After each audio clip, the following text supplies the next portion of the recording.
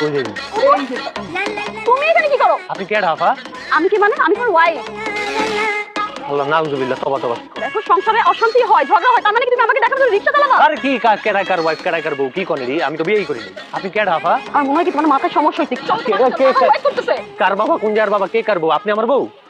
ভাই আপনি চিনেন ভাই? এই আমি তো সিমো তারে সেটা আমারে ধরছে মজা লাগবে না, যা বলো যা। দেখেন ভাই, ওর না মাথায় একটু সমস্যা আছে। আচ্ছা দেখো, যা বলো তুমি বাসে জানো তো বইলো, এখন চল। আরে ধর যাবে না, যাবেন না নিয়ে বসা আমার ভাই রে ভাই, চলো বাসে চলো। আরে বাসায় যাবো। বাসায় চলো, সবাই ওয়েট করতেছে। এই যে চাপা, এই যে রাঙা বন্ধ করেন।